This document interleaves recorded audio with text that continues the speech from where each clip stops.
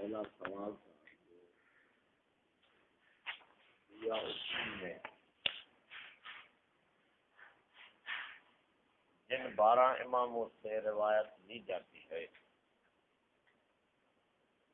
وہ ان کو معصوم عن الخطا منصوص من اللہ مفترض اطاعت کہتے ہیں۔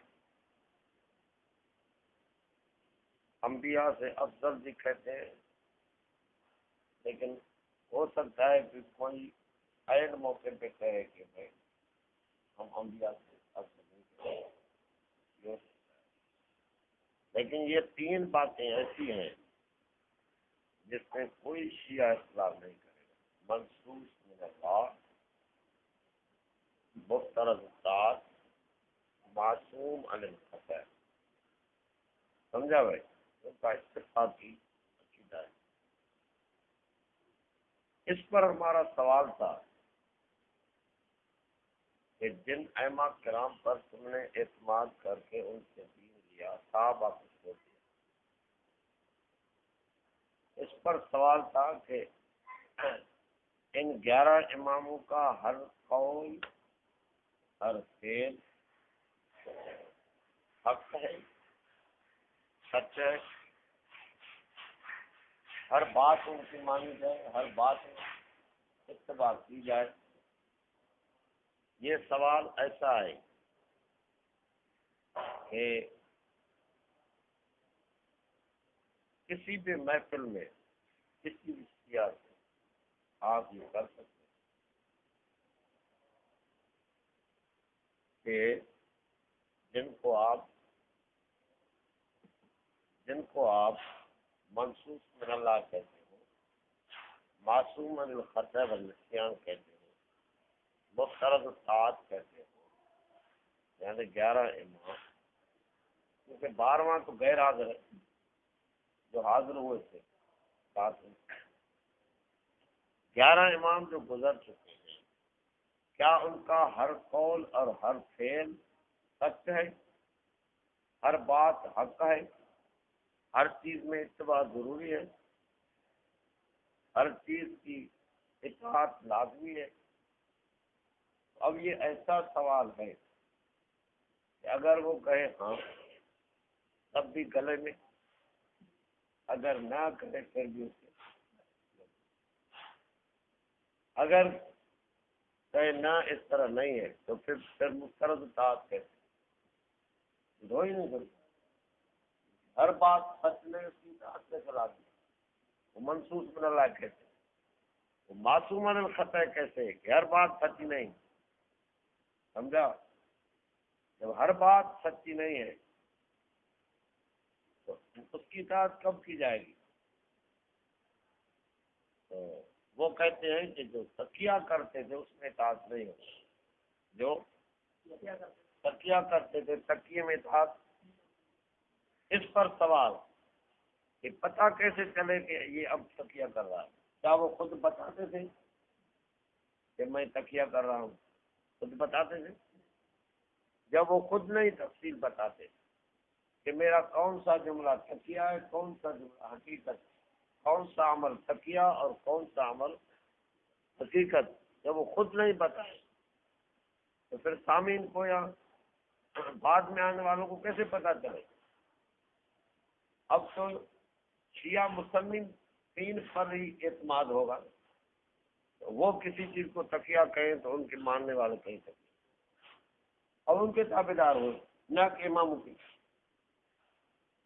شیعہ مصنفین امام کے کسی قول کو تقیہ کہیں تو پوری ان کی جماعت بھی کہیے، تو ابھی امام نے تو نہیں کہا تھا کہ یہ میرا تقیہ ہے، تو اب تو ماننے والے تقیہ سمجھ کر اطاعت کرنے والے ہوں گے اپنے مجتہدین کی، نہ کہ اماموں کی۔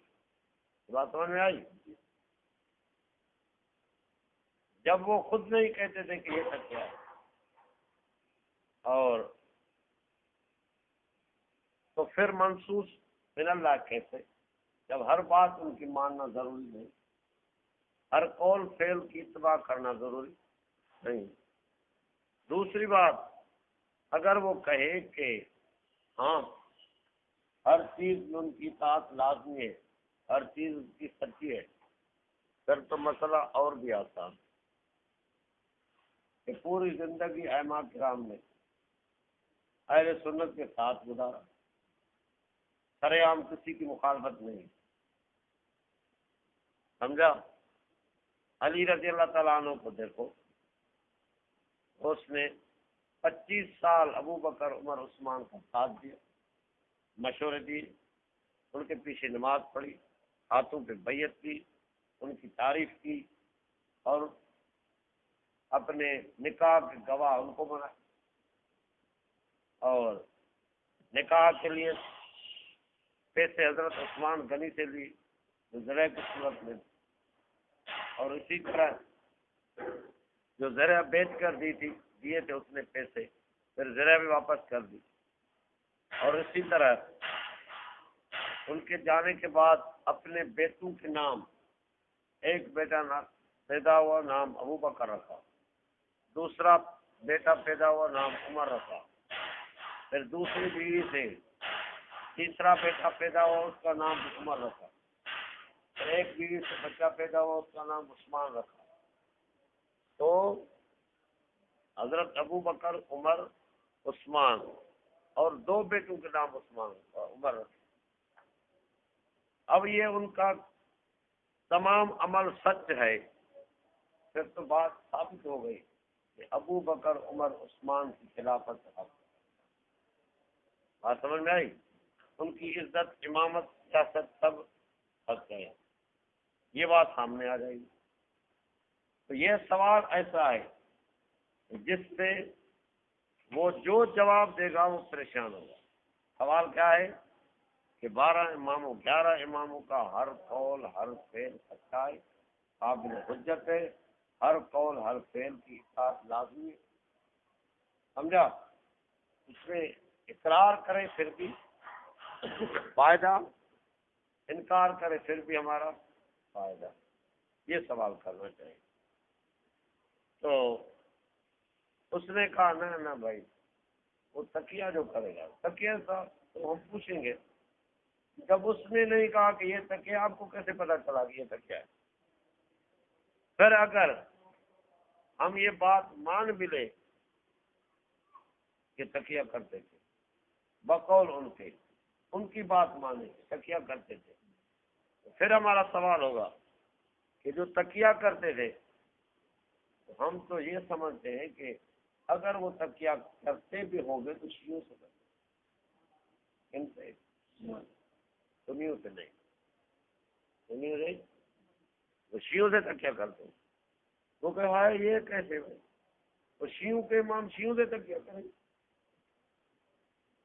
یہ تو ہو ہی نہیں سکتا۔ وہ تکیہ شیعوں سے نہیں کرتے تھے، سنیوں سے کرتے تھے۔ ہم کہیں گے نہ بھائی، وہ رسول اللہ صلی اللہ علیہ وسلم کی اولاد ہو کر وہ سنیوں سے کیسے تکیہ کریں؟ جو سنت پر چلے ان سے کیسے تکیہ کریں؟ تو وہ تکیہ کرتے ہوں گے شیعوں سے، اب وہ کہیں سنیوں سے، ہم کہیں شیعوں، فیصلہ تو نہیں ہو سکتا۔ تو الحمدللہ یہ بات بھی سامنے آ گئی کہ باقر مجلسی نے لکھا کہ ائمہ کرام سنیوں سے نہیں، ائمہ کرام غالی شیعوں سے تکیہ کرتے، ہمارا یاد ہے لأنہم صلوات اللہ علیہم یتقون من غلات الشیعہ، میرا العقول، سمجھا؟ اور باب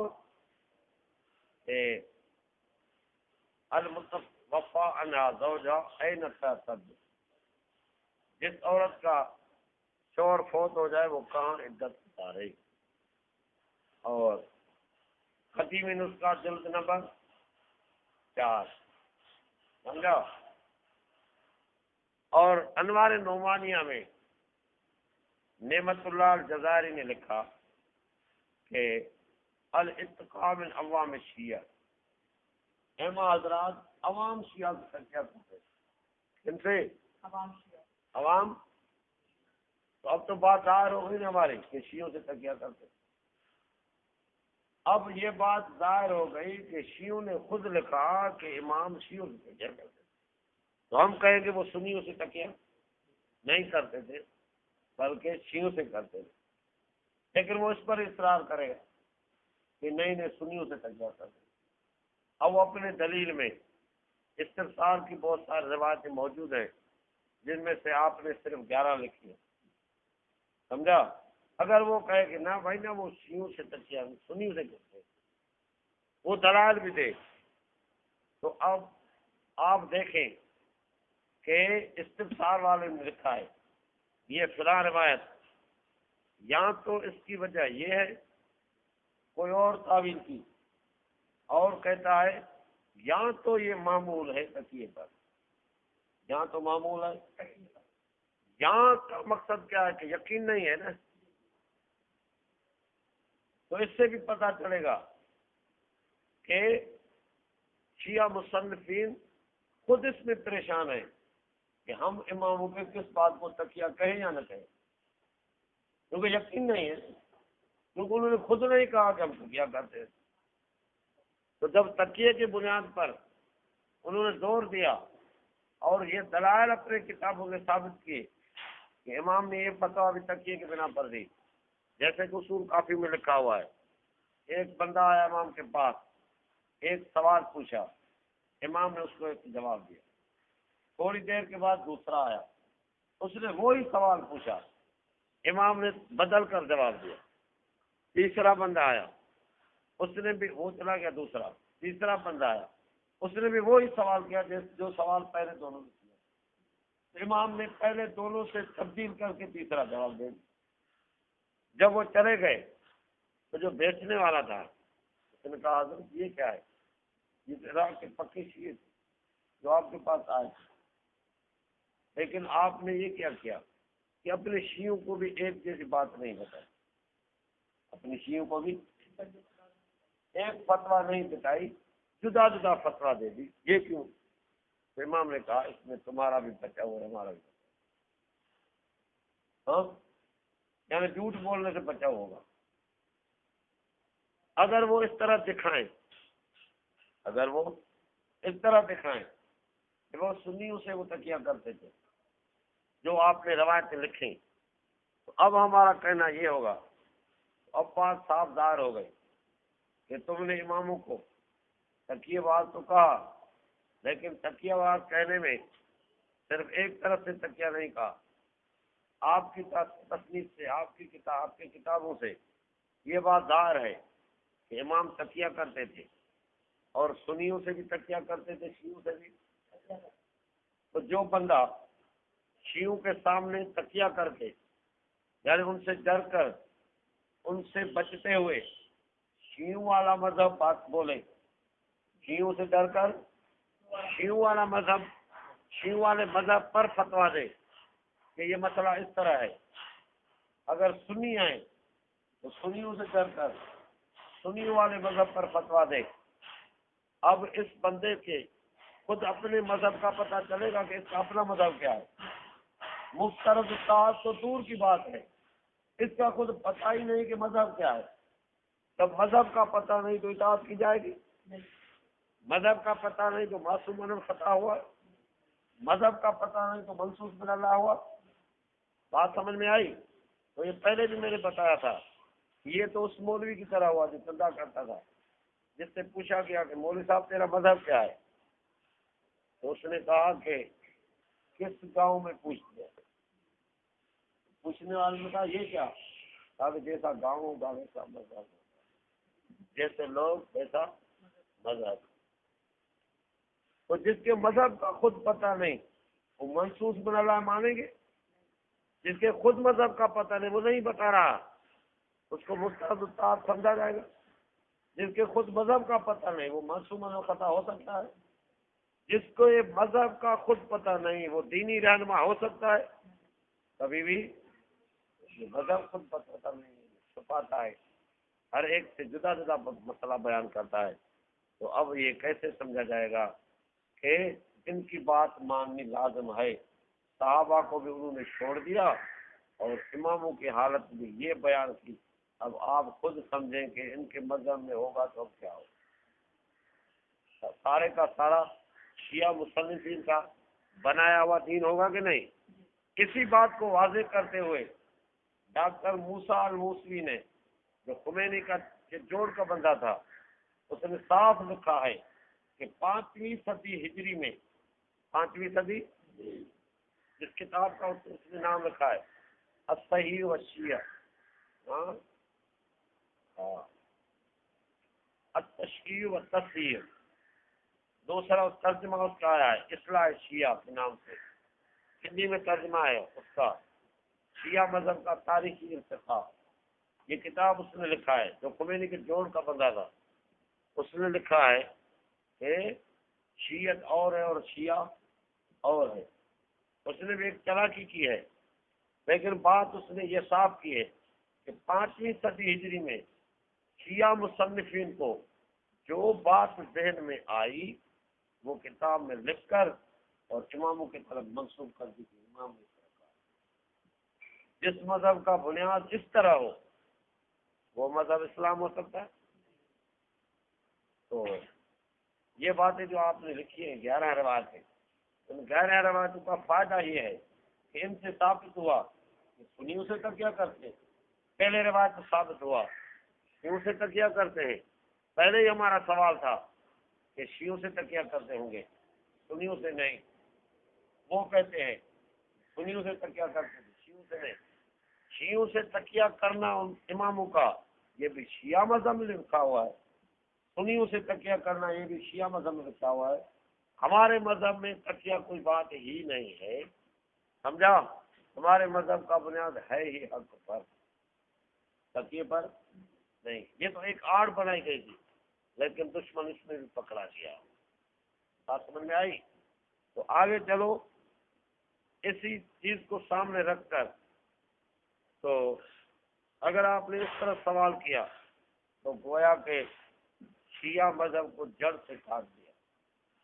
جن ائمہ کرام پر ان کے دین کا مدار تھا، آپ نے شیعوں کو اس طرح پھنسا دیا کہ وہ اپنے دین کے مدار سے ان اماموں پر ہے، ان اماموں کے ہر قول کو سچا نہیں کہتے، اگر کہتے ہیں تو پھر بھی پھنستے ہیں، اگر ہر قول سچا نہیں تو پھر مذہب کیسے سچا؟ یہ بات سمجھ میں آئی؟ اس بات کو آپ خوب یاد رکھیں۔ میں نے آپ کو صرف یہ اصول لکھوایا ہے، پہلے تو اصول کی بات سامنے رکھیں کہ جو صحابہ کو نہیں مانے گا اس کے پاس دین نہیں ہوگا۔ پوری اہل سنت نے، پوری امت نے اس بات کو سامنے رکھا ہے کہ تمام صحابہ سچے راوی ہیں، جو ان سے دین ملے گا وہ سچا ہوگا۔ شیعوں نے نظریہ رکھا کہ صحابہ مشکوک ہیں، صحابہ، یہ میں ان کی زبان میں بات کر رہا ہوں اس انداز سے جو وہ انتہائی اپنے آپ کو بچاتے ہوئے کرتے ہیں، ورنہ ان کے مذہب میں یہ بھی لکھا ہوا ہے کہ 3 کے علاوہ سارے مرتد ہو گئے، تو مرتد سے جو دین قبول کیا جائے گا وہ سچ ہوگا؟ سچ ہوگا؟ مرتدین سچا دین دے سکتے کبھی بھی؟ لیکن میں نے اس بات کو چھوڑ دیا، جو ان کے مذہب میں انتہائی اپنے مذہب کا بچاؤ کرتے کرتے کرتے ہوئے یہ لکھا ہے، انہوں نے یہ لکھا ہے کہ صحابی مشکوک ہیں، صحابی مرتد اس نے نہیں کہا، مشکوک ہے۔ کس چیز کا شک ہے؟ انہوں نے کہا اس چیز کا شک ہے کہ ان میں منافق بھی ہوتے تھے جن کو اللہ کے سوا کوئی بھی نہیں جانتا تھا، وہ اس شک کی بنیاد پر احتیاط کرتے ہیں کہ ان سے روایت لینی نہیں۔ اور دوسری بات کہ منافقی کی ایک نشانی ان کے نزدیک کیا ہے، جو حدیث میں بھی ہے کہ جو علی کا دشمن ہوگا وہ منافق ہوگا، جو علی کا دشمن ہوگا منافق ہوگا۔ تو انہوں نے یہ صفت نعوذ باللہ صحابہ میں سمجھی کہ بہت سارے صحابی علی کے دشمن ہوں گے، اس لیے ہم ان سے روایتیں نہیں لیں۔ مرتد کی بات کو اگر آپ بیان کریں گے پھر تو بات اور بھی صاف ہے، لیکن کوئی کہے گا آپ کو کہ بھائی یہ کسی جاہل نے لکھا ہے یا ضعیف روایت ہے، تو جو کم سے کم ان کی بات ہے، جو انتہائی اپنے مذہب کو بچاتے ہوئے اور صحابہ کا لحاظ رکھتے ہوئے انہوں نے بیان کیے، وہ یہی ہے کہ صحابہ میں منافق بھی تھے، لیکن ان کا نفاق کسی کو معلوم نہیں تھا، اللہ کے سوا کوئی نہیں جانتا تھا، اور علی کی دشمنی بھی ایک نفاق ہے۔ تو بظاہر آپ دیکھتے ہیں کہ ان کی نظر میں جن لوگوں نے ابو بکر کے ہاتھ پر بیعت کی، وہ ان کی نظر میں ابو بکر کے ساتھی تھے اور علی کے دشمن۔ بات سمجھ میں آئی؟ مرتد نہ ہی کہیں، لیکن اس طریقے سے بات کو مشکوک بنا کر انہوں نے رکھ دیا کہ صحابہ میں ایسے لوگ بھی تھے جو منافق تھے، اس لیے ان سے روایت لینے میں شیعہ احتیاط کرتے ہیں۔ یہی بات انہوں نے میرا اس کو قدر دی۔ اب انہوں نے ہاتھ اٹھا دیا کہ صحابہ سے کوئی بات لینی نہیں ہے، اگر کسی سے لیں گے تو پتہ نہیں کہ یہ منافق ہو، علی کا اس کے دل میں علی کا بول دیا، سمجھا؟ اور اللہ کے سوا کو کوئی نہیں جانتا۔ اور ادھر معصوم منصوص من اللہ، معصوم علی الخطا، مفترض الطاعت بنا کر انہوں نے کہا ہم ان سے دین لیں گے۔ اس دوسرے ایک دونوں کے خلاف اصول کی وجہ سے احادیث ادھر جدا ادھر جدا، تفاسیر ادھر جدا ادھر جدا، تاریخ ادھر جدا ادھر جدا، تعویلات آیات کی ادھر جدا ادھر جدا، وضو نماز روزہ ادھر جدا ادھر جدا، اور اسماء رجال ادھر جدا ادھر جدا، ہر چیز جدا نظر آ رہی ہے کہ نہیں؟ تمام چیزیں جدا۔ اب سنی اپنے اصول کو نہیں چھوڑتا، شیعہ اپنے اصول کو نہیں چھوڑتا، تو ہم یہی کہیں گے کہ یہ فیصلہ تو اللہ کے ہاں ہوگا، لیکن غور کے بعد، سوچنے کے بعد، دیکھ کر ہم نے دیکھا کہ ہر چیز جدا نظر آ رہی ہے، لیکن انتہائی غور کے بعد یہ پتہ چلا کہ ایک چیز ایسی ہے جو جدا جدا نہیں، یہ جدا جدا وہ کیا ہے؟ وہ کیا ہے؟ قرآن ہے، وہ جدا جدا نہیں ہے۔ اب سوال یہ ہے کہ دونوں ایک چیز کو کس طرح مانتے ہیں، کیوں مانتے ہیں؟ حدیث کو ایک طرح نہیں مانتے، وضو ایک طرح نہیں کرتے، روزہ نہیں ایک طرح رکھتے، نماز کا طرح ایک طریقہ نہیں، ایک طرح کا طریقہ نہیں، تمام چیزوں کو جدا جدا کر دیا، صرف قرآن کو ایک مانتے ہیں، یہ کیوں؟ تو اس میں بھی وہ اصول دیکھا جائے گا۔ اگر شیعہ اصول کے مطابق یہ قرآن علی المرتضیٰ رضی اللہ تعالی عنہ نے دیا ہے، تو پھر تو شیعہ بھی مان سکتے ہیں، سنی بھی مان سکتے ہیں۔ کیوں؟ کہ سنی کا عقیدہ ہے کہ صحابہ سارے سچے، علی بھی سچا ہے۔ اور اگر یہ علی نے نہیں دیا بلکہ ابو بکر عمر عثمان نے دیا ہے، بلکہ ابو بکر عمر عثمان نے دیا ہے، تو آپ خود سمجھیں کہ شیعہ اس کو مان سکتا ہے؟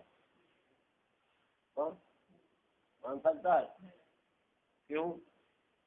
اس نے تو کہا تھا کہ اماموں کی سوا کسی کی بات ماننی، جس پر انہوں نے فخر کیا تھا کہ دین امام سے لینا ہے، معصوم سے لینا ہے، سمجھا بھائی؟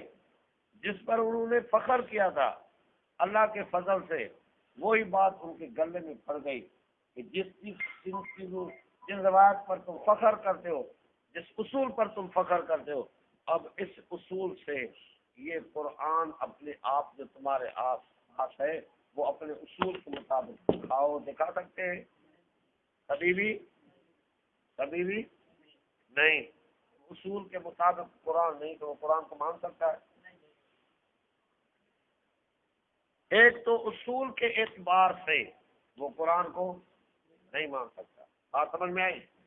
دوسری بات، جب وہ قرآن کو مان ہی نہیں سکتا تو اس قرآن کا وہ حفظ کر سکتی ہے؟ جس کو سچا نہیں سمجھیں گے حفظ کریں گے؟ ہاں بھائی، اتنی محنت اس پر کریں گے جس کو سچا نہیں سمجھے؟ تو اب آپ اس کو دیکھو کہ واقعی نہیں انہوں نے حفظ کیا ہے کبھی؟ 14 سال میں کوئی حافظ سامنے آیا؟ اگر کوئی بچہ یاد بھی کر سکتا ہے، کوئی بچہ یاد بھی کرے، لیکن آگے جا کر جب اپنے مذہب کو سمجھے گا تو اس میں یہ بات اس کے سامنے آئے گی کہ ہم صحابی کی بات مانتے نہیں ہیں، ہم تو اماموں کی بات مانتے ہیں، اور اس کے سامنے یہ بات آئے گی کہ یہ قرآن صحابہ نے دیا ہے، تو اس کا شوق بالکل ختم ہو جائے گا کہ نہیں؟ پھر قرآن یاد رہے گا؟ ہاں بھائی، تو پوری زندگی اس کو حافظ تو کہیں گے لیکن حافظ ہوگا؟ حافظ ہوگا؟ حافظ کہتے رہیں گے لیکن حافظ ہوگا نہیں، کیونکہ اس نے جب اصول دیکھا کہ ہمارے اصول کے مطابق تو یہ قرآن سچا ہو ہی نہیں سکتا، تو پھر اس کو دہرائے گا، جب دہرائے گا نہیں تو یاد ہوگا؟ ہاں بھائی، کبھی بھی یاد نہیں ہوگا۔ تو اسی طریقے سے آپ مشاہدہ کر کے دیکھیں کہ کوئی حافظ آئے، کبھی بھی نہیں۔ تیسری بات یہ کہ ان کو اصول میں لکھا ہوا ہے کہ علی رضی اللہ تعالیٰ عنہ نے قرآن لکھا تھا، اور کہا تھا کہ پورا قرآن میں نے لکھا جس میں کوئی کمی بیشی نہیں ہے، اور اصول کافی میں اماموں سے روایت ہے کہ جو دعویٰ کرے علی کے سوا یا اماموں کے سوا کہ میں نے قرآن پورا جمع کیا تو وہ جھوٹا ہے۔ پورا قرآن ان کے نزدیک کس نے جمع کیا؟ علی، اور وہ علی قرآن جمع کر کے صحابہ کے پاس لے آیا، تو صحابہ نے کہا کہ ہمارے پاس ایسا ہی ہے، ایسا ہی ہے، ایسا ہی ہے۔ تو علی واپس لے گیا۔ جب حضرت عمر خلیفہ ہو تو اس نے علی کو کہا کہ وہ لائیں کہ ہم دیکھیں، تو علی نے جواب دیا کہ اب اس قرآن کو کوئی بھی نہیں دیکھ سکتا، میری اولاد میں سے جب 12واں آئے گا تو اس کو ظاہر کرے گا۔ کون ظاہر کرے گا؟ اس سے پہلے کوئی بھی نہیں ظاہر کر سکتا، اس سے پہلے کوئی نہیں ظاہر کر سکتا۔ گویا کہ علی رضی اللہ تعالیٰ عنہ نے یہ اپنی اولاد کو وصیت کی کہ یہ قرآن میں آپ کو دے رہا ہوں، اس کو چھپانا، ظاہر نہیں کرنا، ظاہر۔ گویا کہ اماموں نے اپنی اولاد کو قرآن دیتے وقت یہی وصیت کی کہ ہمارے باپ علی کا قرآن ہے، اس کو چھپا کے رکھنا، ظاہر نہ کرنا۔ حتیٰ کہ 12واں جو آیا قرآن کو چھپانے کی وجہ سے اس کو دوسرا کوئی راستہ نہیں ملا تو وہ خود بھی چھپ گیا، خود بھی، کیونکہ قرآن کو چھپانا تھا۔ سمجھا بھائی؟ تو اب وہ اس کے انتظار میں ہے، ان کی نظر میں علی کا قرآن اور ہے اور یہ قرآن، تو وہ علی کا قرآن مانیں گے اور دوسروں کا؟ حدیث کس کی مانتے ہیں؟ ان کی، صحابہ کی نہیں۔ تفسیر کن کا مانتے ہیں؟ صحابہ کا۔ تعویل کن کی مانتے ہیں؟ صحابہ کی۔ تو قرآن کن کا مانیں گے؟ صحابہ کا۔ ان کے پاس قرآن ہو سکتا ہے؟ بات پکی ہے، بات پکی ہے۔ آگے چلو، چوتھی بات کہ ان کے کتابوں میں یہاں تک لکھا ہوا ہے کہ یہ موجودہ قرآن جو لکھنے والا تھا وہ زید بن ثابت تھا اور وہ علی کا دشمن تھا، علی کا دشمن۔ اب علی کے دشمن کا لکھا ہوا قرآن مان سکتے ہیں؟ ہاں بھائی، نہیں، اصولی بات ہے کہ کسی کو گالی نہیں، جھگڑا نہیں، اصولی بات ہے کہ وہ علی کے دشمن کا جمع کیا ہوا قرآن مان سکتے ہیں؟ پانچویں بات کہ ان کا عقیدہ ہے کہ 12واں امام ابھی آنے والا ہے، ابھی آنے والا ہے، تھوڑی دیر کے بعد ظاہر ہونے والا ہے، اچانک اعلان ہوگا کہ آؤ بھائی محمد آ گیا ہے۔ جن کو اتنا یقین ہو کہ وہ ان قریب آنے والا ہے تو ان کو اتنا ہی یقین ہوگا نا کہ وہ صحیح قرآن آنے والا ہے۔ اب وہ اس قرآن کو مان سکتے ہیں؟ تو یہ تو مجبوراً ہوا کہ نہیں؟ یہ تو بے عینی اسی طرح ہوا۔ ایک بھوکے آدمی کو کہا جائے کہ تھوڑی دیر کے بعد آپ کے لیے بڑے قورمے اور کوفتے اور بریانی وغیرہ تیار ہو کر آ رہی ہے، ابھی راستے میں ہے، لیکن جب تک وہ آئے تب تک یہ پیاز، یہ آلو وغیرہ، یہ بڑی سکی جو ہے دال کھاؤ اور جلی سڑی روٹی کھاؤ، تو آپ خود سمجھے کہ وہ کھائے گا؟ ہاں، پوری نظر راستے میں ہوگی کہ نہیں؟ ان قریب آنے والا ہے۔ عنقریب، لیکن دوسرے طرف پیاس بھوک بھی زیادہ ہے، بھوک بھی، تو اس میں ہاتھ تو ڈالے گا، جب تک آئے تھوڑا تھوڑا کھاتا رہوں، اور دیکھنے والا یہ بھی نہ دیکھ کر یہ نہ کہے کہ بھائی تو اس سے نفرت کرتا ہے کیوں نہیں کھاتا، میں نے آپ کو کہا وہ آنے والا ہے، جب تک آئے تب تک تھوڑا سا کھا، سمجھا؟ تو اس کے شرم کی وجہ سے کچھ کھائے گا، لیکن دل کس طرف ہوگا؟ اس طرف، راستے میں دیکھتا ہوا کہ ابھی آنے والا ہے، تو وہ کبھی بھی دل کے شوق سے اس کھانے کو نہیں کھائے گا۔ تو عقلی طور پر یہ بات سامنے آ رہی ہے کہ شیعہ اس قرآن کے انتظار میں جو مہدی کے پاس ہے، تو عقلی طور پر بھی اس قرآن کو وہ دل سے نہیں پڑھیں گے، دل سے نہیں مانیں گے، دل سے نہیں قبول کریں گے۔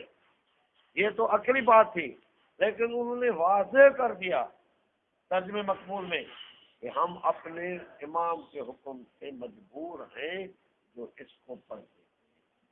اب کوئی شک رہ گیا کہ وہ اس قرآن کو نہیں مانتے؟ کوئی شک رہ گیا؟ دوسری بات، انہوں نے تفاسیر لکھے ہیں، تو تفسیر انہوں نے کیوں لکھا ہے؟ قرآن کو ماننے کے لیے نہیں، قرآن کو جھٹلانے کے لیے، قرآن کو ماننے کے لیے نہیں، قرآن کو جھٹلانے کے لیے۔ دیکھو، ذالک الکتاب لا ریب فیہ، کتاب سے مراد کیا ہے ان کے نزدیک؟ حقیقت میں کتاب سے مراد کیا ہے؟ قرآن۔ تو انہوں نے کیا کہا کہ کتاب سے مراد کیا ہے؟ تو قرآن کو جھٹلانے کی کوشش کی کہ نہیں؟ انا نحن نزلنا علیک القرآن تنزیلا، قرآن تنزیل، اس سے مراد کیا ہے؟ قرآن ہے نا، لیکن انہوں نے کہا کہ اس سے مراد امامت ہے، تو قرآن کو تبدیل کرنا چاہا کہ نہیں؟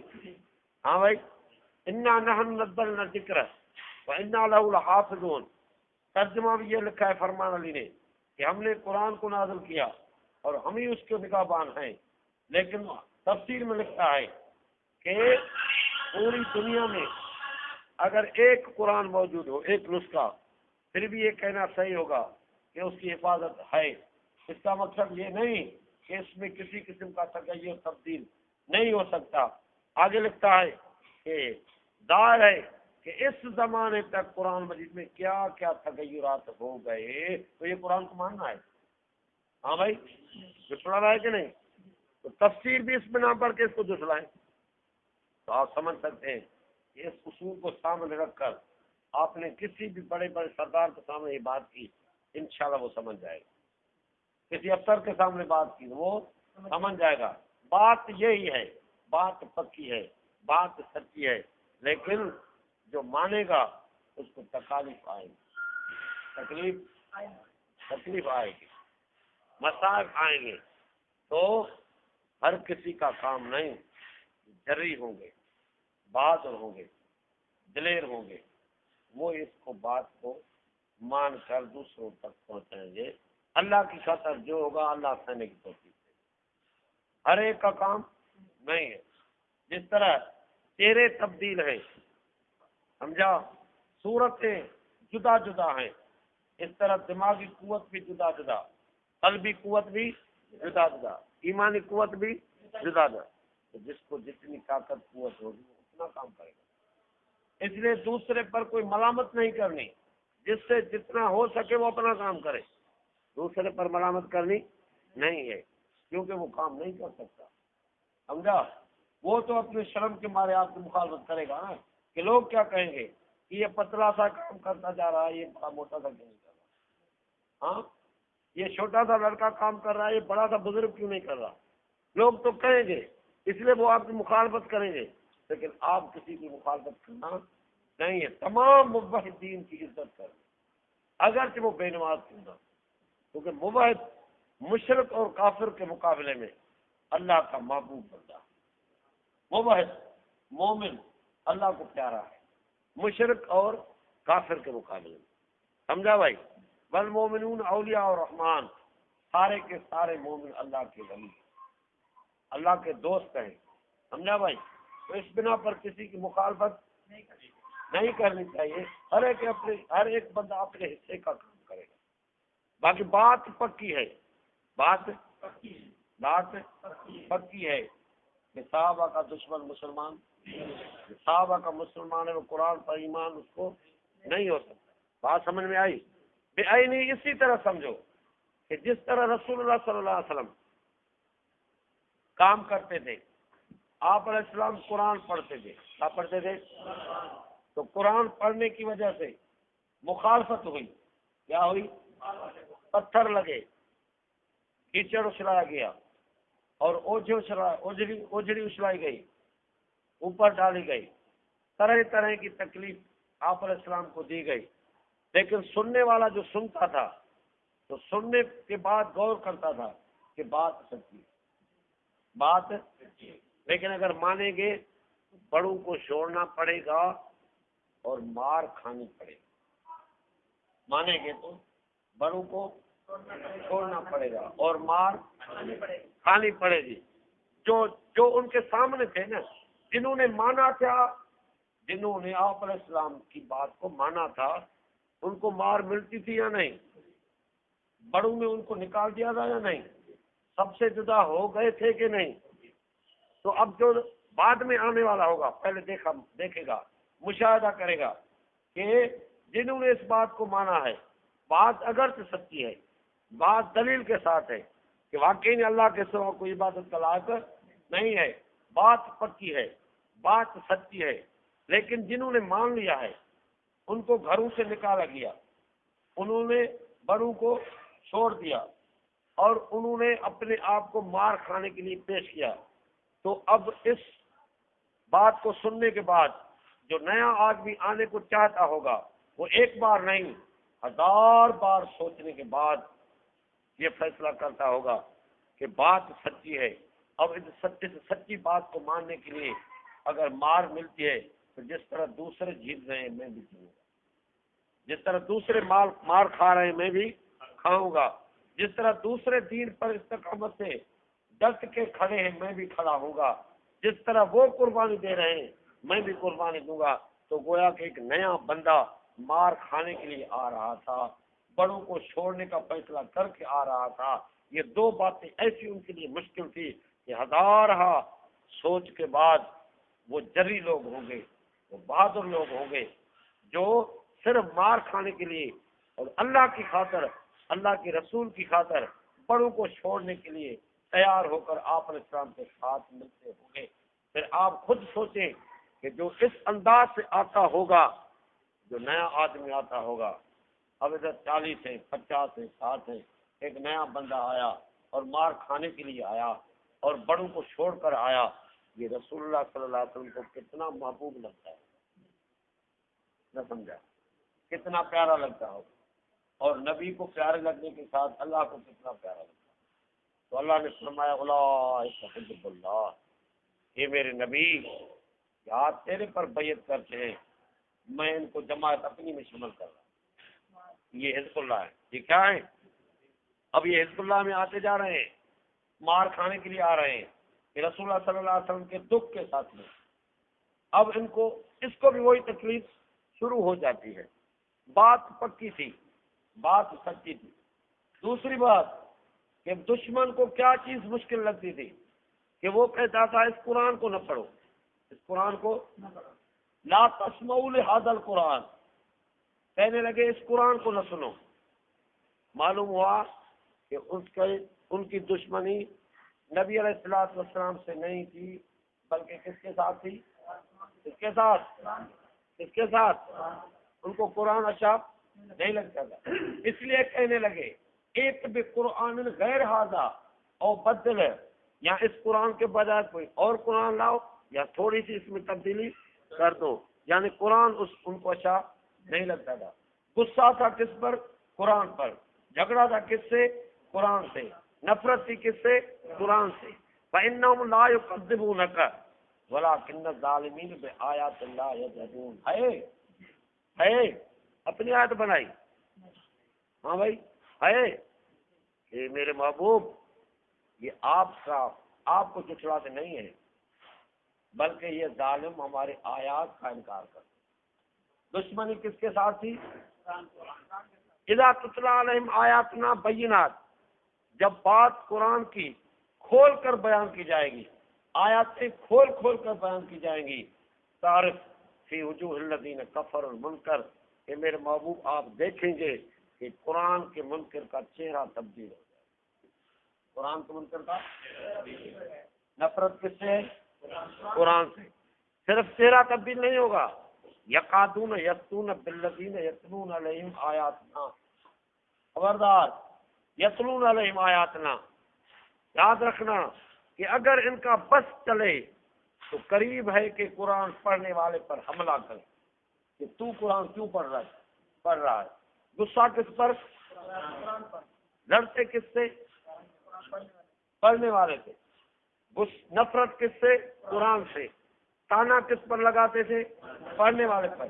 یاد رکھنا، نفرت کس سے؟ قرآن سے۔ دشمنی کرتے تھے کس سے؟ پڑھنے والے سے۔ حملہ کس پر کرنا چاہتے تھے؟ پڑھنے والے سے۔ یہ بات سمجھ میں آئی؟ اب اس دونوں باتوں کو سامنے رکھو، ایک طرف بات سچی تھی لیکن مانیں گے تو بڑوں کو چھوڑنا پڑے گا اور مار کھانی پڑے گی۔ تو اب اس دور میں جری جری لوگ آتے ہوں گے، بہادر آتے ہوں گے، جو جہاں سنتا تھا اس کو جتنی ضرورت ہوتی تھی آگے شامل ہوتا تھا۔ ہر ایک کا کام نہیں تھا۔ اب یہ جری لوگ جمع ہوتے گئے، بہادر لوگ جمع ہوتے گئے، ایک جماعت بن گئی۔ اگر کئی تکالیف آئی پھر بھی جماعت مضبوط ہوتی گئی۔ یہ مارے کھاتے ہوئے بڑھتے رہے، رشتے داریوں کو جدا کرتے ہوئے بڑھتے رہے، زخم کھاتے ہوئے بڑھتے رہے، مال چھینا گیا بڑھتے گئے، گھروں سے نکالے گئے بڑھتے رہے۔ وَأُوذُوا فِي سَبِيلِي، اللہ تعالیٰ نے فرمایا میرے راستے میں ان کو ایذائیں دی گئی، یہ بڑھتے رہے۔ اور شہادتوں کا جام پیتے ہوئے بڑھتے رہے، اور شہیدوں کو کندھا دیتے ہوئے، جنازہ پڑھتے ہوئے بڑھتے رہے۔ بائیکاٹ کو برداشت کرتے ہوئے نہیں سمجھنا، بڑھتے رہے کہ نہیں؟ کیونکہ بات سچی تھی، اور اس میں جو آئے گا وہ وہی آئے گا جو یہ فیصلہ کرے گا کہ بڑوں کو چھوڑنا پڑے گا اور تکلیفوں کو جھیلنا پڑے گا۔ بات سمجھ میں آئی؟ تو آگے آ کر ادھر پہنچو کہ بات سچی ہے کہ صحابہ کا دشمن نہ سمجھا، جو صحابہ کا دشمن ہوگا اس کا قرآن پر ایمان ہو ہی نہیں سکتا، کیونکہ ہر چیز اس نے جدا بنائی ہے، قرآن کیوں نہیں ہے اس کے پاس جدا؟ بس بات یہی ہے کہ قرآن بھی اس کا جدا ہے لیکن وہ مجبور ہے، اس کے ہاتھ میں نہیں ہے، اس بنا پر وہ مجبور ہے، باقی حقیقت میں اس کا قرآن بھی جدا ہے۔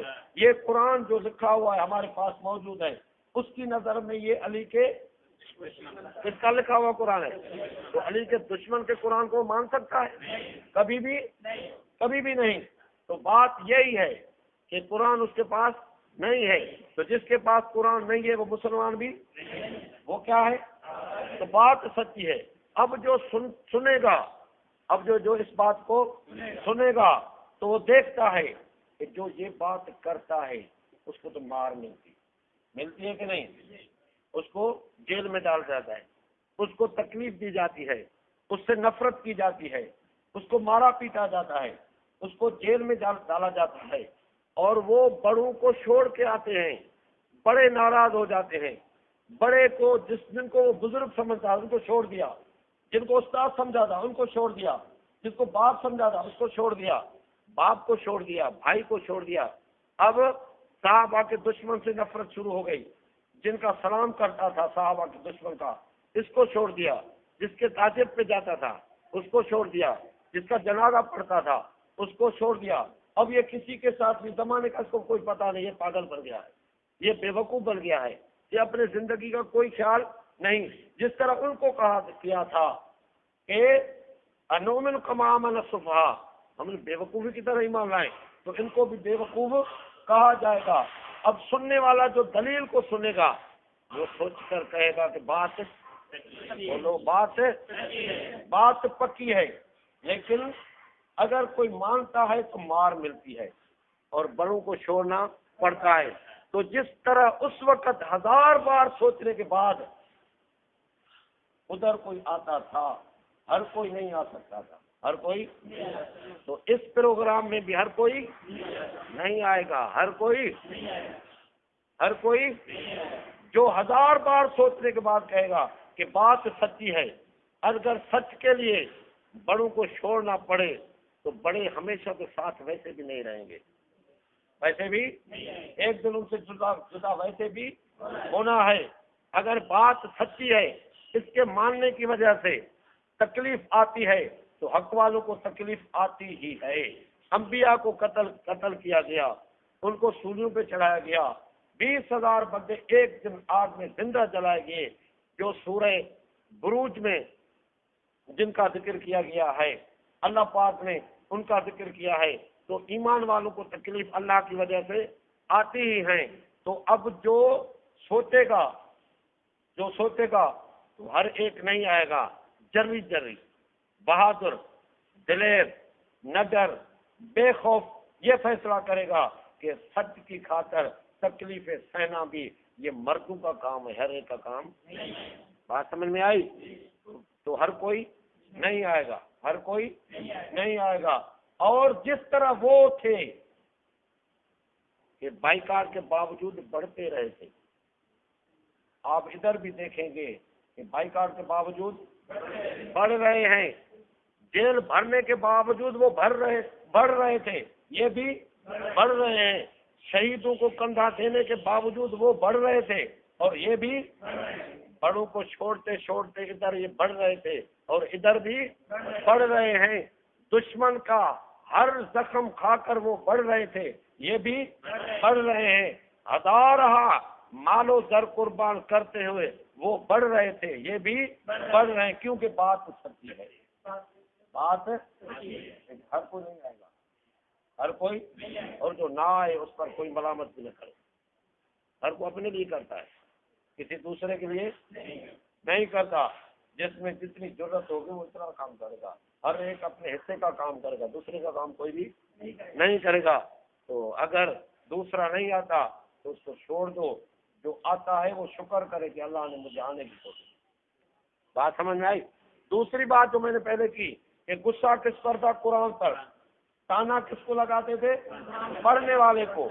نفرت قرآن سے، حملہ پڑھنے والے پر، نفرت قرآن سے اور تانا پڑھنے والے پر، عیب پڑھنے والے کے نکالے جا رہے تھے۔ اللہ نہ کہے ادھر بھی اس طرح تو نہیں ہے کہ غصہ فتویٰ پر، غصہ فتویٰ دینے والے پر، غصہ اور اب نفرت بتانے والے، غصہ فتویٰ پر، اس طرح ادھر بھی تو نہیں ہے، اللہ کرے نہ ہو کہ غصہ فتویٰ دینے والے پر، نفرت فتویٰ دینے والے سے، اب جو بیان کرتا ہے عیب اس پر لگائے جاتے ہیں اور مخالفت اس کی جاتی ہے، حملہ اس پر کیا جاتا ہے جو فتویٰ بتاتا ہے۔ ظاہر ہے کہ فتویٰ پر غصہ کتنا ہوگا کہ وہ سوچ کر کہتے ہوں گے کہ اگر وہ فتویٰ نہ دیتے تو یہ چھلانگ کیوں لگاتے، اگر وہ فتویٰ نہ دیتے تو یہ اس طرح کیوں اچھال کر بات کرتے، اگر وہ فتویٰ نہ دیتے تو یہ لڑکے نعرہ کیوں لگاتے، اگر وہ فتویٰ نہ دیتے تو یہ اس طرح ہمارے خلاف کیوں اٹھتے، اگر وہ فتویٰ نہ دیتے تو یہ ہمارے سے جدا ہو کر اس فتویٰ کو کیوں میدان میں لے آتے۔ تو بات اس طرح تو نہیں ہے کہ اصل نفرت فتویٰ دینے والوں سے، اصل غصہ فتویٰ پر، اور بظاہر تانا لگاتے ہیں فتویٰ بتانے والوں پر۔ اگر اللہ کرے اس طرح نہ ہو، اللہ کرے اس طرح اگر ہو تو پھر آپ خود دیکھو کہ بزرگ کا غصہ کون، اگر ہو، اللہ کرے نہ ہو، ہم نہیں کہتے کہ اس طرح ہے، اگر ہو صرف فیصلہ خود کرو کہ بڑوں کا گستاخ کون ہے، بڑوں کا گستاخ۔ اس لیے ہمارے سندھ کے کسی نے کہا تھا کہ ہمارے کسی کی فتویٰ نہیں ہے، سندھ کے کسی نے کہا تھا کہ ہمارے کسی کی فتویٰ ہمارے کسی کی فتوا، تو معلوم ہوا کہ جنہوں نے فتوا دی ہے وہ ہمارے تھے. نہ سمجھا بات؟ انہوں نے کہا ہمارے کسی کی فتوا نہیں. اگر کہ باپ کی فتوا ہے، کہا ہمارے کی نہیں. اگر کہ مرشد کی فتوا ہے، پیر کی فتوا ہے، کہا ہمارے کی فتوا نہیں. اگر کہ لیڈر کی فتوا ہے، کہا ہمارے کی فتوا نہیں. تو یہ تو اور بھی اچھی بات ہے کہ یہ جنہوں نے فتوا دیا ہے وہ کن کے ہیں؟ ان کے فتوا دینے کی وجہ سے ان کو چھوڑ دیا کہ نہیں؟ تو لگتا ہے کہ اصل غصہ فتوا دینے والے، لیکن ہم نہیں، عقل نہیں کہیں گے، ہم کہیں گے شاید اس طرح نہ ہو، اللہ کا نہ ہو. یہ بات سمجھ میں آئی؟ تو اسی اصول کو سامنے رکھ کر اگر آپ نے بات کی تو انشاءاللہ تعالی بچہ بچہ سمجھ جائے گا کہ جب اس مذہب کی ہر چیز جدا ہے وہ ہمارے ساتھ قرآن میں اکٹھا کیوں ہو سکتا ہے؟ ہو ہی نہیں سکتا. وہ اپنے اصول پر رہے گا. اگر اس کا اصول دوسرے چیزوں میں چلتا ہے تو قرآن کے ماننے میں کیوں نہیں چلتا؟ تو اگر وہ قرآن کے ماننے میں صحابہ کا قرآن مانتا ہے تو صحابہ کی حدیث کیوں نہیں مانتا؟ قرآن صحابہ کا مانتا ہے تو ان کی تعویل کیوں نہیں مانتا؟ صحابہ کا قرآن مانتا ہے تو ان کی تفسیر کیوں نہیں مانتا؟ معلوم ہوا کہ وہ نہیں مانے گا. اگر یہ تمام چیزیں مانے تو اس کا اصول غلط ہو جاتا ہے. تو جس کا اصول غلط اس کا مذہب ہی پھر کچھ اس کے پاس رہے گا. جب جس کسی نے قرآن صحابہ کا مان لیا، حدیث مان لی، تفسیر مان لیا، تعویل مان لی، تو یہ شیعہ رہے گا یا سنی بن جائے گا؟ ہاں بھائی، کیا رہ سکتا ہے؟ شیعہ اپنے اصول پر رہ کر کبھی بھی اس قرآن کو نہیں مان سکتا. بات سمجھ میں آئی؟ یہ تھی ایک اصولی بات جو میں نے آپ کو لکھوائی ہے. اس پر میں نے آپ کو خلاصے کے طور پر یہ باتیں آپ کے سامنے عرض کی کہ بات پکی ہے، بات سچی ہے، اور سچ پر جتنا جو چیز لگ جائے وہ قیمت بن جائے. پوری دنیا یہ چاہتی ہے کہ میرا وقت قیمتی بن جائے، میرا مال قیمتی بن جائے، میری جان قیمتی بن جائے. تو ہم کیوں نہ پھر کوشش کریں کہ ہمارا مال، وقت، جان اسی حقیقت سے لگ جائے، قیمتی بن جائے. قیمتی بنے گا کہ نہیں؟ ہاں بھائی، بات سمجھ میں آئی؟ چلو دوسری بات، دشمن کا رات دن پروپیگنڈا ہے کہ علی رضی اللہ تعالیٰ عنہ خلیفہ بلا فصل تھا. خلیفہ بلا 1400 سال سے جہاں تک ہم نے پڑھا ہے، بڑی بڑی کتابیں انہوں نے اس پر لکھی ہے کہ حق کا خلیفہ علی تھا. ابو بکر نے نعوذ باللہ غصب کیا.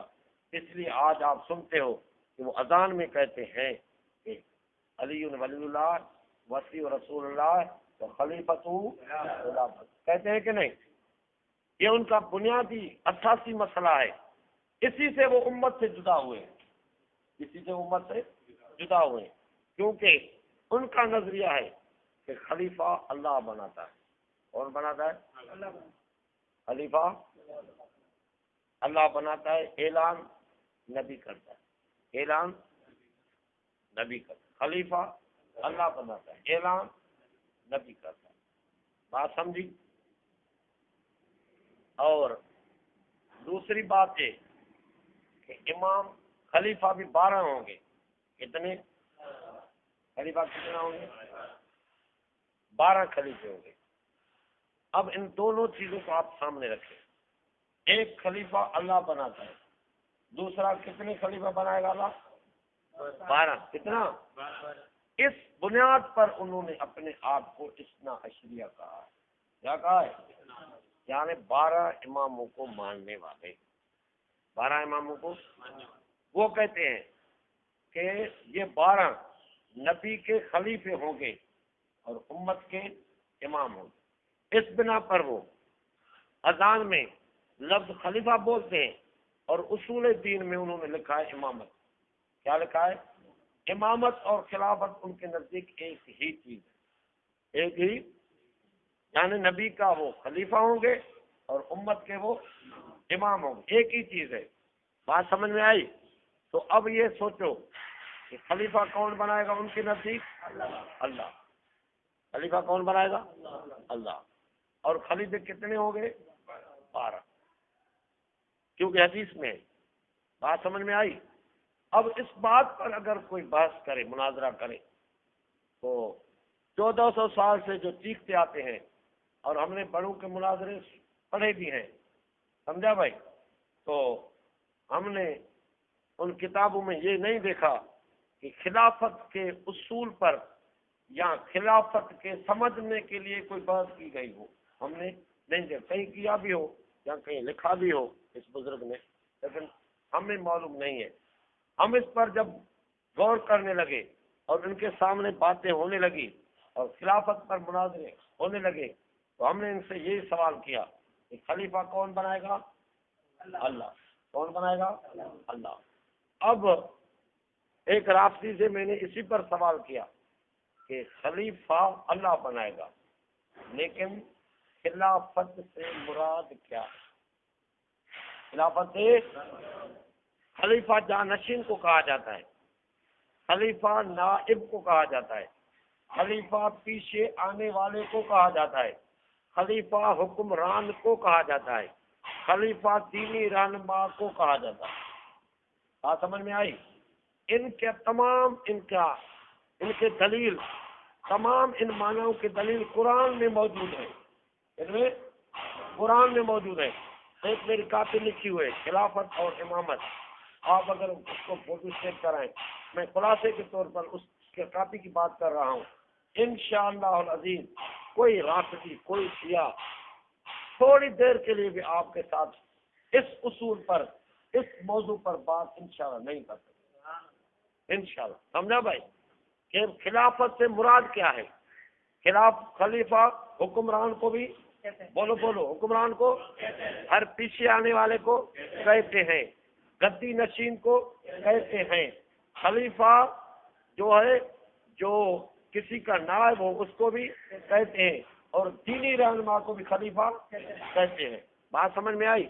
تو میں نے اس سے پوچھا کہ خلافت سے مراد کیا ہے؟ اب اس کو سامنے رکھو، اگر کوئی کہے کہ خلافت سے مراد حکومت ہے، کیا ہے؟ خلافت سے مراد حکومت ہے، خلافت سے مراد حکومت ہے، تو خلیفہ کون بنائے گا؟ تو اس کا مقصد ہوا کہ حکمران کون بنائے گا؟ کون بنائے گا؟ اللہ بنائے گا نا۔ تو جن کو تم 12 امام مانتے ہو، 12 خلیفے مانتے ہو، وہ حکمران ہوئے حکمران ہوئے؟ کیونکہ آپ نے کہا یہ خلیفے جو ہوں گے یہ حکمران ہوں گے اور اللہ ان کو خلیفہ بنائے گا، تو اللہ کیا بنائے گا؟ حکمران۔ کیا بنائے گا؟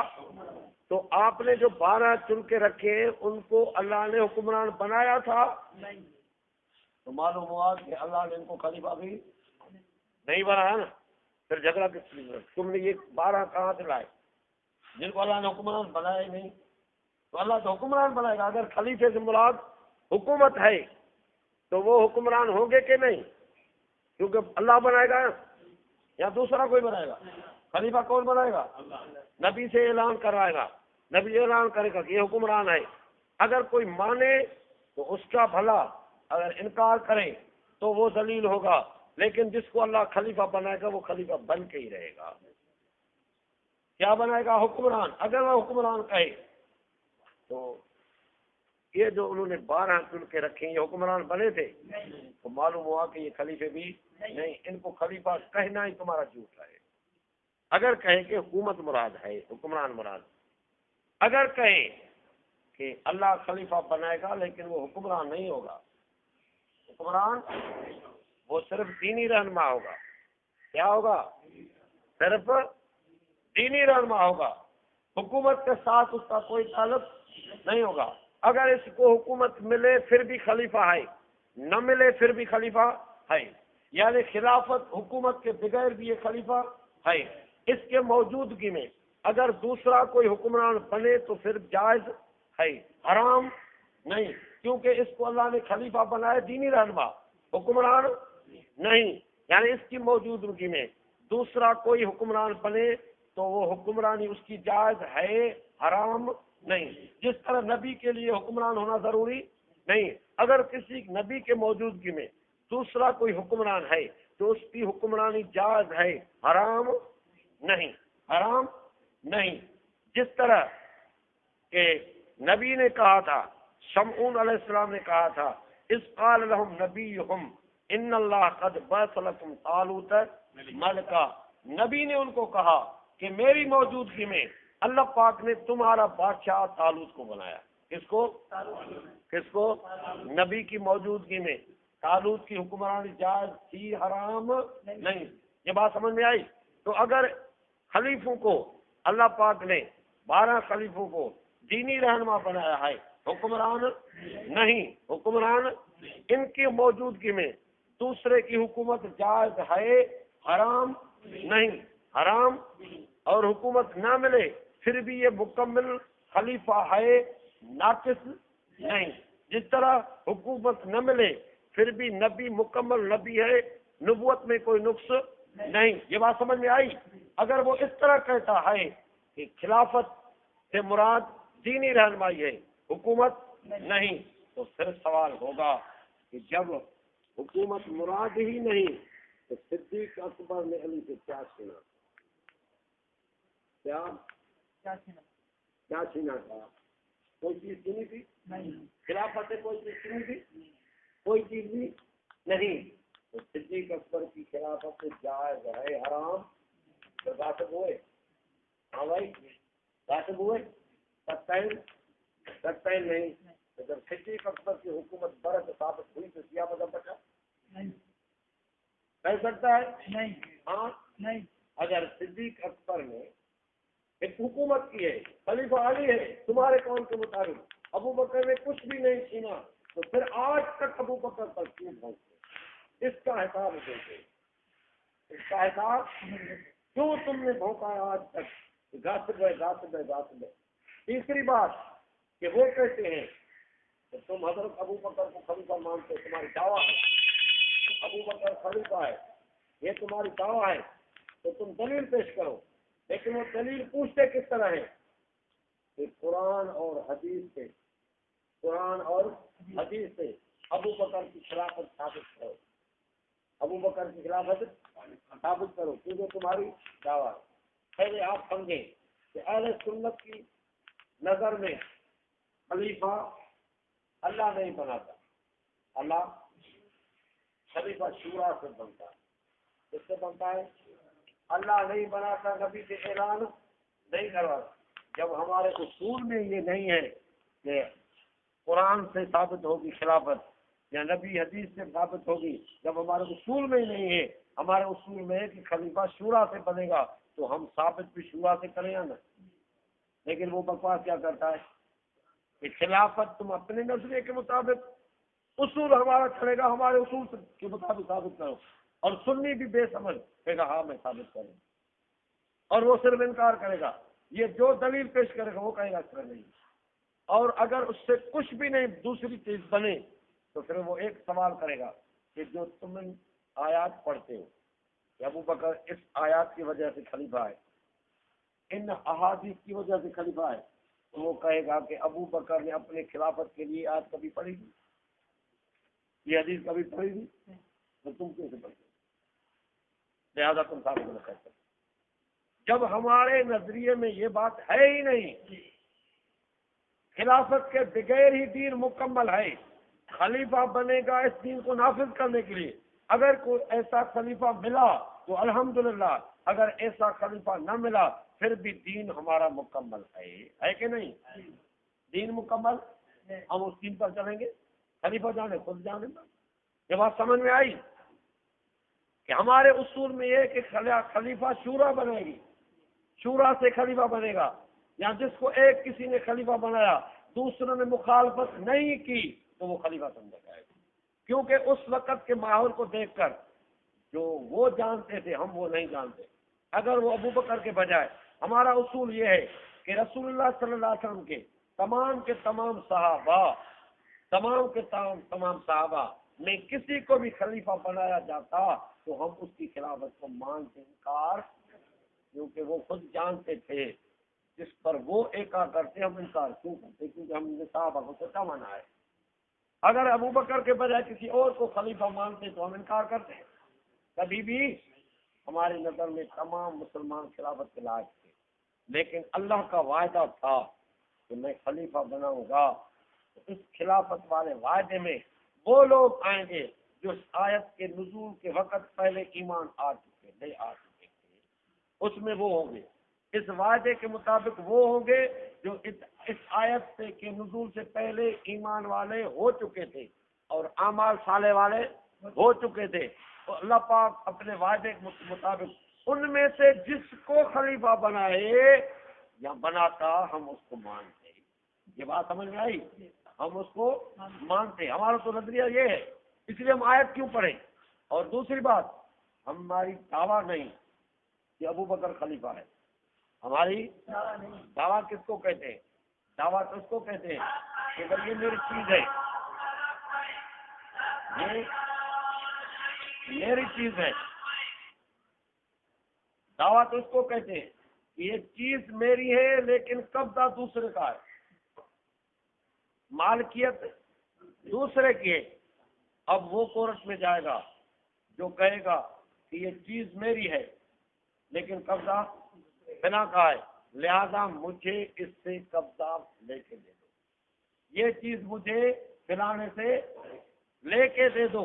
کورٹ میں وہ جائے گا جس کے پاس جو چیز ہوگی، وہ کبھی کورٹ میں جائے گا کہ دیکھو بھائی یہ میری چیز ہے، کوئی جائے گا؟ تو صدیق اکبر کی خلافت کی دعویٰ نہیں، یہ تو حقیقت ہے، یہ خلافت پر قبضہ ہے، جس کا قبضہ ہوتا ہے اس سے دلیل پوچھا نہیں جاتا، دلیل اس سے پوچھا جاتا ہے جو کہتا ہے کہ اس کا قبضہ ناجائز ہے، اس کا قبضہ ناجائز ہے، اسی سے دلیل پوچھا جائے گا۔ تو اب رافضی کہتا ہے کہ صدیق اکبر کی خلافت ناجائز ہے، وہ دعویٰ کرتا ہے کہ خلافت بلا فضل علی کی ہے۔ اب رافضی کو چیلنج ہے کہ تو علی کے خلافت بلا فضل کے بارے میں تو دلیل پیش کر، کسی کورٹ میں آ، ہمارے سامنے اس دعویٰ کو پیش کر، اگر تو اپنے عقیدے کے مطابق کہ خلیفہ اللہ بنائے گا، خلیفہ اللہ بنائے گا اور خلافت سے مراد حکومت ہوگی، تو اس دعویٰ کے مطابق اپنے دلیل سے صدیق اکبر کی خلافت پیش کر کے علی المرتضیٰ کی خلافت بلا فضل ثابت کر کے دکھا، ہم اپنی ہار مانیں گے، لیکن قطع قیامت تک یہ کوئی رافضی اس طرح میدان میں نہ آیا ہے نہ آ سکتا ہے کہ صدیق اکبر کی خلافت کو جتلانے کے لیے پہلے علی کی خلافت ثابت کرے۔ جب تک علی کی خلافت کو ثابت نہیں کر سکتا تب تک ابو بکر کی خلافت غصب نہیں ہے۔ یہ بات سمجھ میں آئی؟ کورٹ میں کون جاتا ہے؟ جس کے ساتھ ظلم کیا گیا ہو، جس سے کوئی چیز چھینی گئی ہو، جس کے قبضے میں ہو، وہ کورٹ میں وہ مطالبہ نہیں کر، وہ دعویٰ نہیں کرتا۔ کوئی نہیں کہے گا بھائی یہ مدرسہ ہمارا ہے، چلو کورٹ میں چلتے دکھائیں اس کو، یہ ہمارے کوئی کہے گا نہیں۔ جو کہے گا کہ چیز فلاں کے ہاتھ میں ہے میری، ہے میری، اب اس کے سامنے اس کو لایا جائے گا، اس سے پوچھا جائے گا کہ دلیل پیش کر، بینہ پیش کر، گواہ پیش کر۔ اگر اس نے گواہ پیش کیا تو اب جس کا قبضہ ہے اس کو کہا جائے گا کہ اس کی گواہوں کو تو جتلا کے دکھا، ان کے دلائل کو تو جتلا کے دکھا۔ اگر وہ اس کو جتلا سکتا ہے تو اس کی بات ہے، اگر نہیں تو اس سے کہا جائے گا کہ بھائی تو اس کو یہ چیز حوالے کر، کیونکہ تیرے پاس کوئی دلیل نہیں ہے، دعویٰ اس نے کی ہے، دلیل اس نے پیش کیا ہے۔ اگر وہ کہے دعوے دار کہ میرے پاس دلیل نہیں ہے، کوئی گواہ نہیں ہے، لیکن چیز میری ہے، گواہ کوئی نہیں لیکن چیز میری ہے، تو البینۃ علی المدعی، بینہ مدعی پر تھا لیکن بینہ اس کے پاس نہیں تھا، تو پھر کیا کیا جائے گا؟ والیمین علی من انکر، تو اس کو کہا جائے گا کہ تو کیا کہتا ہے، یہ اس کی چیز ہے یا نہیں؟ وہ کہے کہ اس کی نہیں ہے، تو پھر اس کو کہا جائے گا کہ تو قسم کھا کے تیری اس کی نہیں ہے۔ اگر وہ قسم کھاتا ہے بات ختم، اگر قسم سے بھی انکار کرے گا تو پھر مدعی کو وہ چیز دلوائی جائے گی۔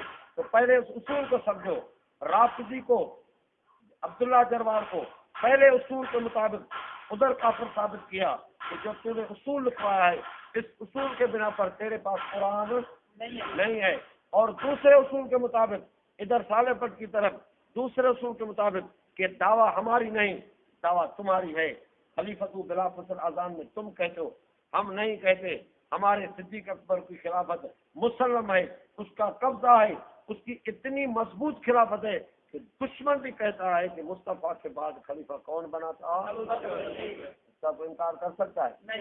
کوئی بھی نہیں کر سکتا۔ اب اس اصول میں ہم نے اس کو بتلایا کہ تو بات غلط کرتا ہے کہ سنیوں کی دعویٰ ہے، سنیوں نے دعویٰ کبھی نہیں کی خلیفۃ بلا فصل تو کہتا ہے۔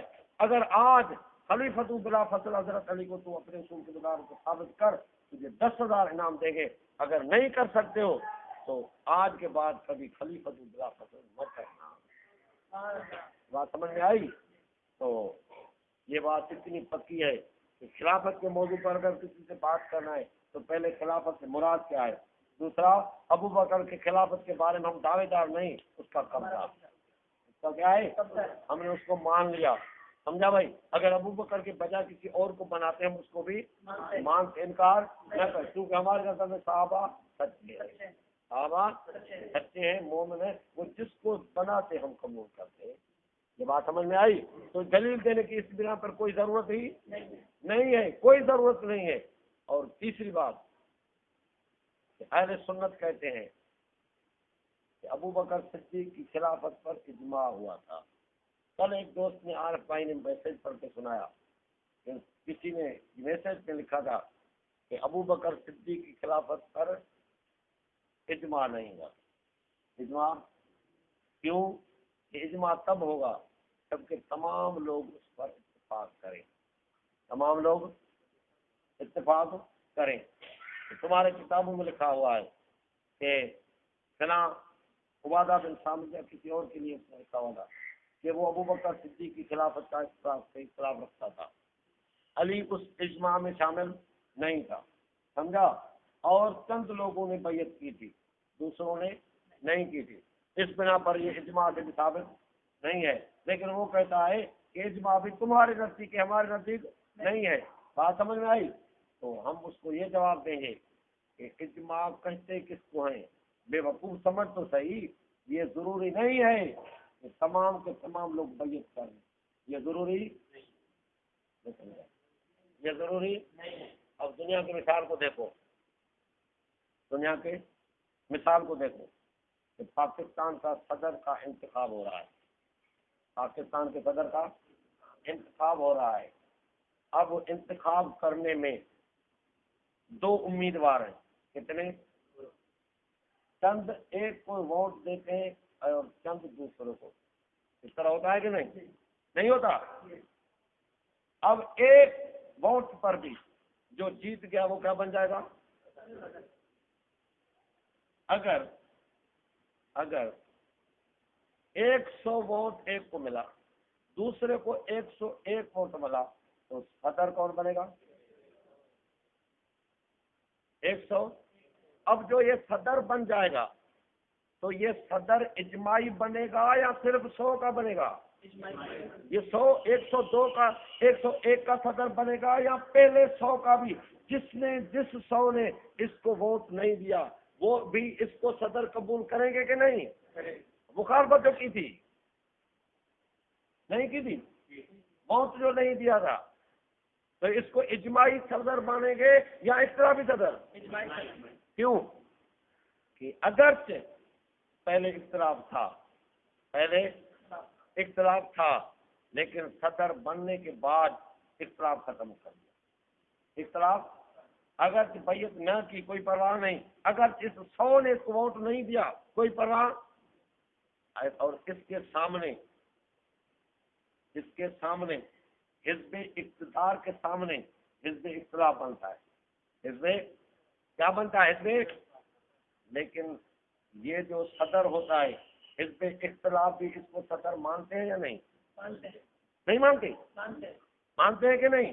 تو یہ تمام کا اجماعی صدر ہوا کہ نہیں؟